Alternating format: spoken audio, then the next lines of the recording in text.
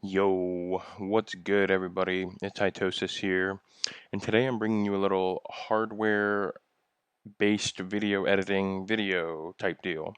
This has been requested for some time, and I said I'd do it quite a while ago and never got around to it.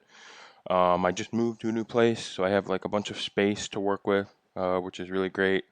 And yeah, I don't know, I think something inside me was like, sort of desiring to showcase my process and my craft and stuff and sort of let people in a little bit into my world. And so, just to start, I guess, just to sort of explain what's going on here. So, I have a VCR going out. It has two outputs actually, with a splitter over here. And the reason why I like two outputs is because I can put one output to something that's like being affected with effects, and then another output that is not being affected, and you can layer those pretty nicely. So those two channels are going into the main mixer right here. And then this main mixer is going out to another mixer, which can add like another layer of things. This is a pretty small like arrangement, but I think it can still make some pretty cool, effects and styles and stuff. Another thing I wanted to note is that it's going into a capture device as opposed to being displayed on like a CRT TV. And personally, I prefer a CRT TV, but my setup isn't quite like ready for that. So I figured I'll just set up the capture device and make things a little easier. But with that being said, that means I can't go super hard with like distortion because a capture device can't really handle distortion as well as like a CRT TV. Like it'll have a lot of dropout. So these things that I have right here are more like geometry based type like effects and stuff like that, but they still look really good. And the video, like the source that we're using is like this old safety tape. I chose this one because, like I said, I was moving. I don't have access to all my tapes. It's 30 minutes long, and it just has like people talking and stuff. So it's a good length, got some good material, and it's kind of like I don't know, like kind of a weird, rare tape. It's like an OSHA type deal, like you would see it in like an office workspace or something. So kind of like, I don't know, obscure in a way. So yeah, and yeah, let's fire this up. It's at the very beginning of the tape, so it might take a second to load in. Okay, cool. So, oh, one more thing I should point out is I've got a preview screen here because the preview screen, I need that for this mixer because it has like it has an interior menu that you can navigate to get some different, looks and stuff. So yeah, I guess how I would go about starting is like at the beginning of the chain with this, and this is like basically an effects machine. Like it has 99, well, actually I think about like 94 different effects. Starting off with pretty basic things like let me bring this up a little bit. Basic things like like a shoe shift or whatever you call it. Um, Different color things, some static. And these are all set, like you can't change these. But that sort of that limitation gives you a lot of, I think it pushes your creativity because like you're limited and you can only do certain things. So right now, yeah, I'm just sort of showcasing some of these effects. This blue thing right here is probably my favorite machine of all. I've had it for many years now, and like if you look at a lot of my videos, I think I've used it basically in every one of my edits. So yeah, right now just going through some different looks. There's a lot of like different things you can do. As I've said now many times, I'll find something. I'll go to like one of my favorite ones, which is it's called Slit Scan. It's sort of been popping off on TikTok lately, which is like yeah. So yeah, Slit Scan. It's really interesting. Like it makes it basically like I don't know. It like sort of makes the top of the video start later than the bottom of the video, or in some cases, the top of the video starts before the bottom, or yeah, before the bottom of the video. Like you can have different sort of styles. You can sort of have a mix of the two, which is cool on this piece. Yeah, I also like on this one, you also have it like vertically, but I don't think it looks as good. So for now, I guess we can keep it at this. Is what I usually rock. So, like I said, there is a I have two channels on this, so there's one that's being affected and one that isn't being affected. And the one that isn't being affected, like I can just swap, change the T-bar over, and so we don't have an affected one. So what I would go about doing is adding some effects to the non-affected one on this machine, such as like a mirror, which is kind of cool. And you can kind of bring in the opacity a little bit. Doesn't look that great actually. Something what I like to do is have different colors so you can really differentiate. And you can stack effects. So I'm gonna go to I'll go to a monocolor real quick. And so yeah, I would probably leave it on the black and white or the like sepia type tone. And so then you can really sort of see the difference between the two, right? Let's also change that mirror to, I don't know, maybe a strobe effect. Let's see here. Strobe. So strobe basically affects the time in a way. Like, I don't even know how you'd explain it, but it makes it sort of like jittery. So let's see here. Yeah, there we go. So it's sort of like choppy. That's another good way to differentiate between the two. I'll turn back that color. And so last but not least, something else that you can do is change the transition. So let's go into our mix transitions and we can just get, like we can split up the video now. And we have like these two layers working together. That's actually pretty cool. Like the two dudes on the different side. That's actually really fire. I kind of dig that. I'll leave that there for now, honestly. I'll go through some transitions later because there's like a lot of potential. That's really cool. I dig that. So now onto this machine. This is another mixer. It has similar effects like strobe, negative. This one had negative. This one has negative too. But yeah, this is a pretty interesting machine because it can do feedback, and this can do feedback as well. Feedback is like sort of, I don't know, like that's like the first thing. That's the first thing I learned. I feel like that's the first thing a lot of people learn. And feedback, without getting too like technical, it's basically feeding the signal back into itself, and it creates these really lush, like I don't know, trails and stuff. Some things feedback differently than others. Some things have a rainbow feedback. Some things have like a fractal type feedback. This one's kind of weird. Like it's very green, and that's okay. Like you can get some pretty cool looks with it. But even though it's limited in terms of the feedback color, it can still be made up through the just like the different things you can achieve. So I'm going to drop some different effects on the feedback channel. Get some really cool like echoes and stuff. I'm also going to change the transition to look a little bit different. This is something I use quite a lot. If you have seen some of my videos, I love this. Like this is also one of my favorite ones. Some of the ways you alter the transition shapes is done via magnetic. A patch bay, I think it's described as. Let's see. Actually, I'm gonna take those off. Put these over here. Actually, no. I'm gonna put these over here. Okay.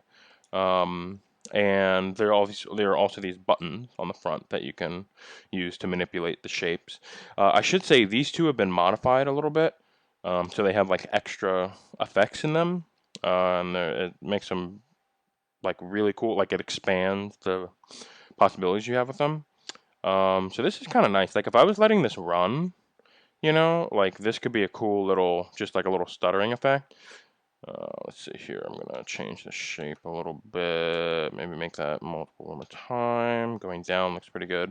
So that's kind of nice. Like I like that little echo effect. The feedback effect.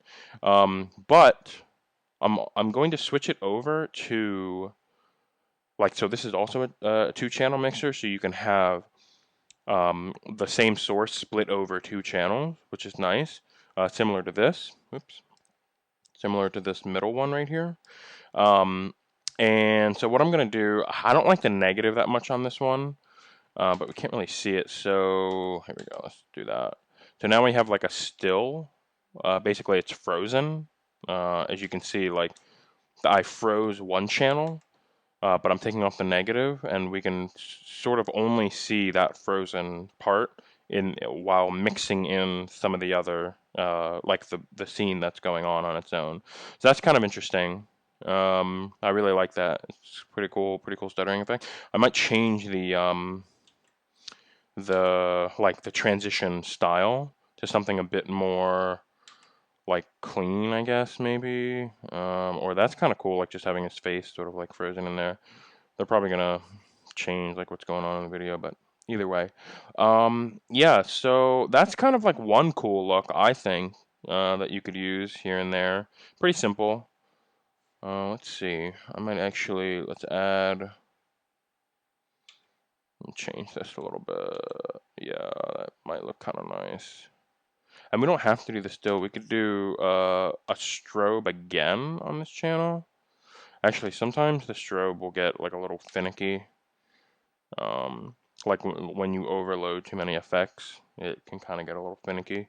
So the strobe may not work as I would like it to, and that's okay. You know, like that's part of the fun. Like you have to like figure out a way to achieve what you want to achieve with the limited choices you have. This is cool though. I kind of dig this. However, let's see if I can add anything like a few other little flavors here and there. This machine on the right here has some nice like ringing effects, but as you can see, the distortion is too intense that the capture device cannot really handle it. But there we go. We got a little bit of some interesting little, you know, ringing effects here and there. It looks okay. It's a little like ghostly for me. Kind of like, I don't know, it makes it a little foggy, which I'm not too crazy about. This is a really sensitive portion of this. I'm trying my best to sort of feather it in a little bit. Just a little bit, okay. There we go. Uh, mm, Having second thoughts about this. Either way, this effect that I'm working with right now looks very good on the CRT. I'm gonna leave it like that for now. So what I'm gonna do is I'm gonna go back to these two and sort of switch some of these effects around. So I'm taking off that slit scan. And this is something else I really like to do. I like to throw these squares in. Again, like geometrical type effects. And this blue one is really nice. Like it was designed for like VJ scenarios.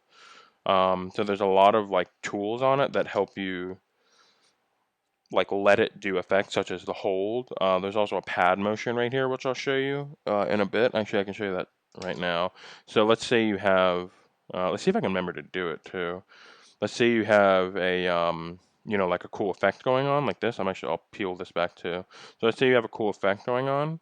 What you can do is you can hold the pad motion, go through the effect, create movement, and then you can throw the pad effect back up, and you're not like touching it at all. So you have this looping effect, which is like really nice, especially when you want to be able to control other things like on your, you know, on your system, your setup. It is kind of annoying because you have to like hold the button or hold the little lever. But that's okay. Sometimes I'll put a little tape there to hold it so I can use both hands elsewhere. That's a cool effect, but I'm going to find something else. That's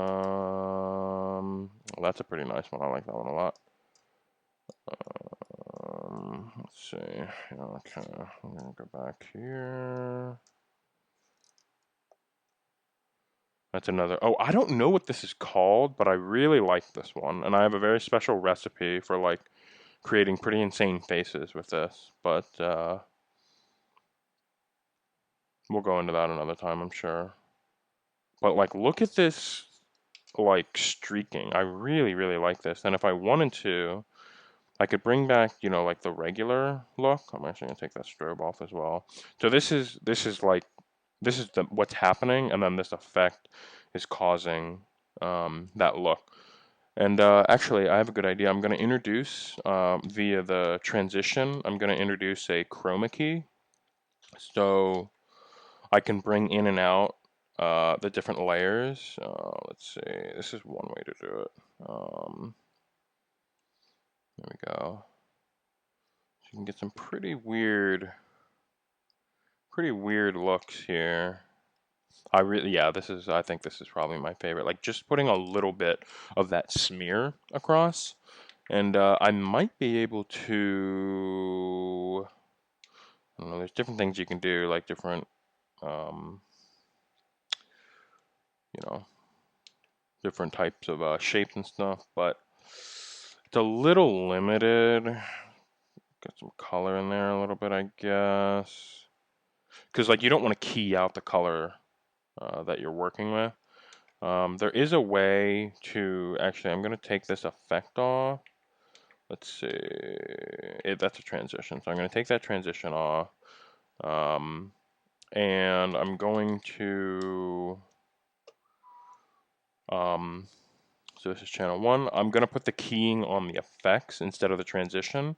That way we have a little bit more control over how it looks. Like I can do chroma key and luma key. I can choose black and white versus or black luma key or white luma key. I think what I'm going to do is a white luma key. So I'm going to enter that. This is effect 4, so that should be able to peel in like that. And since we have a still like background, it's not showing too much variation with the, that looks kind of nice. It's almost like a painting, you know what I mean? I really like that.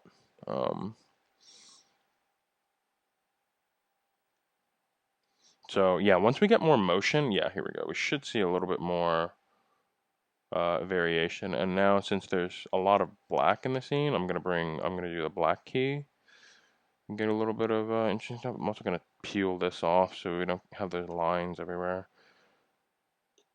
So yeah, let's see here. I'm gonna put some color on this. We can sort of differentiate what's going on. This video isn't great with this effect, but I think like you can still see a little bit of the potential, hopefully.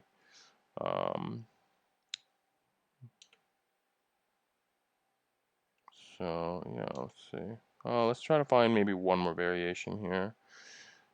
I really do like the mirror effect when it's done well. Let's see. Also multi is pretty good. Like doing multiple versions of it. That's kind of nice. I like the way that looks. I think keying doesn't work with some effects, unfortunately. So we have to find a way to sort of like figure out a way to sort of cheat around that. Picture in picture is also really nice. I'll actually do some picture in picture stuff. I think that's pretty cool. And what's nice about this on this machine is you can do some like you can change the border color. Or that's border size, sorry, border color. That's kind of cool. You can change the shadow like depth. I kind of like that shadow depth though. That's pretty cool. And shadow color. You can get really creative. Like you can really get some weird and interesting variations. I kind of like that. Border color. Yeah, that looks pretty nice. And you can also, so something else I'll do is you can change the position of it. And that can be pretty helpful when you want to get, so I'll show you right here, when you can get, like if you want to do some geometrical type things, let me bring that up a little bit. Okay, perfect. So then you would bring in something like over here, and let's see, let's do like a square type thing. Okay, there we go. I'm going to then change the side that is on, so yeah. Then now we have this like little edge of like clear, clear normal video, then the outside is negative, then we have that little pocket, of sort of our own color choice right there, which is kind of cool. I'm gonna leave that black and white, that looks nice. Something, I might make this like pixelated, that can be kind of interesting. Let me strobe it a little bit. Okay, if we take off that. Yeah, kind of interesting. There's not too much like flipping you can do on this side. That's okay. I can add a bit more, yeah, that's kind of cool. Just get a little line action. All right. And then maybe we change this effect a little bit here. Get something kind of interesting going on. That's a nice little effect that goes into the center. It's a slit scan that goes like into the like into the center of the video, which is kind of cool. This is pretty cool. I like this. Last thing I'll tap into really quick is, because I said this one was modified a little bit, which gives us these weird transition type shapes, which is really cool. But something else, like I said, this one is modified, and it has a similar sort of flavor. It's very digital looking, and this is very synergetic with the capture device, because the capture device is like a square, um, and all these like effects are squares, so it's nice. Like on a CRT, sometimes you don't get all the edges you would like, so like sometimes the edges will go off the curved screen, so it doesn't look as balanced.